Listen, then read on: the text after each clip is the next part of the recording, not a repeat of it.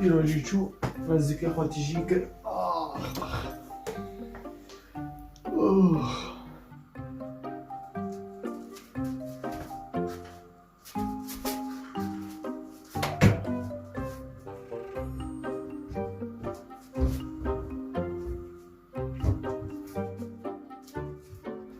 بشرف نمشي عندك دي سوالا خد قلوب بدم نجمع رجلك تشيك ملوكي كذا عليكو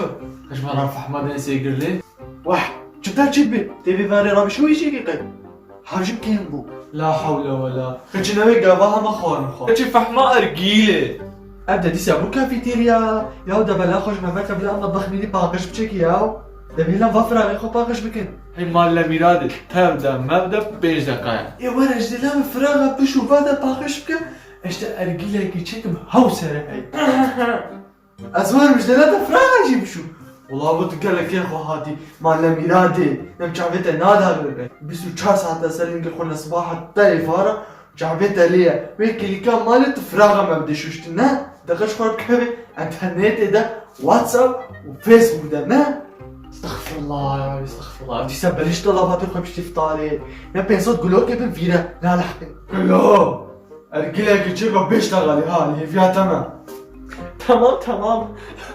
امري مش خدير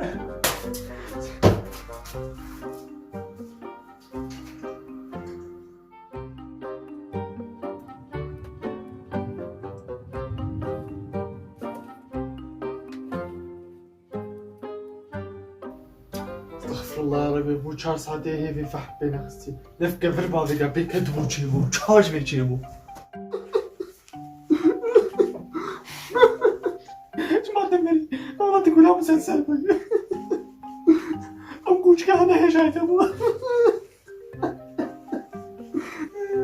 قولها مسلسل ما جمامر يا خودي جمامر هي مالنا خرابي نف 4 ساعات ما مجدبا وكل هي دقلياتن هي فيها طفح ماتا تشاش تشيبو كروكاش كان مسلسل دمر وتو ما يبركي لنا والله قولها ابو جمامر ايه مسلسلات كنا وزل هي فيها التان طب لا خوش ما بك لا مسلسل ما خلاص بي اما كاش كان تيدش طب لا خوش ما بك مسلسل ما خلاص بي ورز مسلسلين راسني شاتم ها زهر مال بابي خديت ها ولا بابي ازهر ما بشتي هذا لما مسلسل دمر حياته بشرة لا شبه ازهر مال بابي خو تبوش ما بابي